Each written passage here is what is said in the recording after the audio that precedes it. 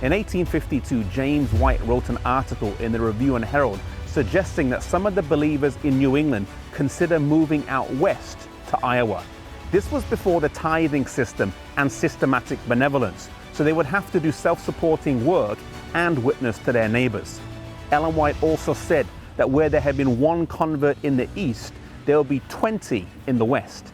J.N. Andrews and his family spoke it over, and along with Cyprian Stevens and his family, and J.N. Loughborough and his wife, they decided to relocate out west. In total, around 30 believers from New England moved out west to the small town of Waukegan, Iowa.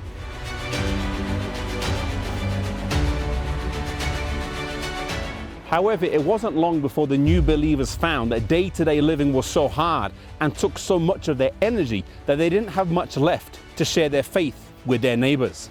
Ellen White was shown that the believers in Waukegan, Iowa needed her encouragement and counsel as they were faltering in their original task.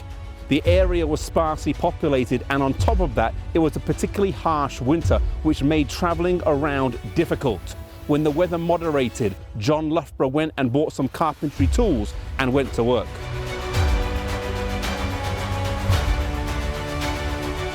James and Ellen made the journey west to Iowa in the wintertime by horse-drawn sled, and standing in their path on the journey was the Mississippi River. However, by the time they reached, the ice had melted some, and the falling snow had turned to falling rain, and there was 12 inches of water on top of the mushy ice. As they approached the river, their driver, Josiah Hart, asked, "Is it forward to Iowa or back to Illinois?" The answer was given, "Go forward, trusting in Israel's God."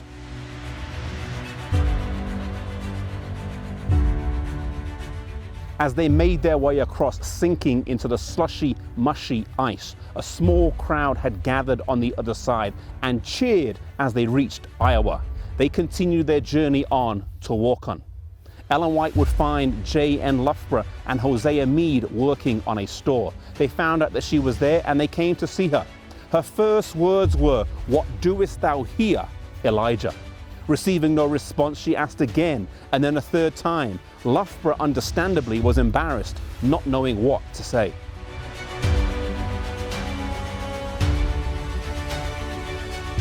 That night, meetings commenced, and the believers were greatly encouraged by the ministry of the Whites.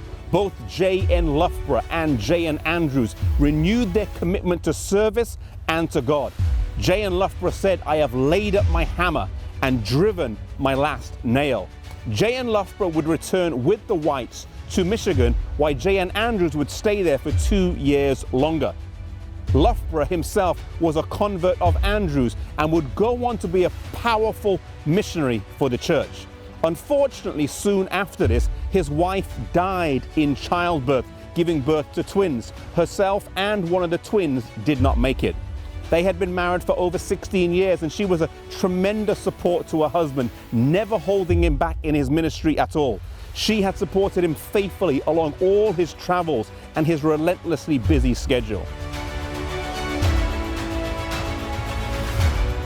J.N. Loughborough was also a pioneer missionary here in California and would also spend time in the United Kingdom helping to establish the church there in the city of Southampton. I wonder what would have happened if James and Ellen White didn't make that treacherous journey in winter out to Waukegan, Iowa.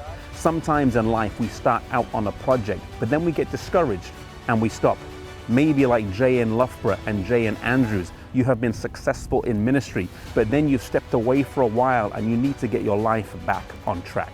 I want to encourage you to get your life in harmony with God's plan for it. And if that involves making some tough and awkward decisions, that you would have the courage and the boldness to do so.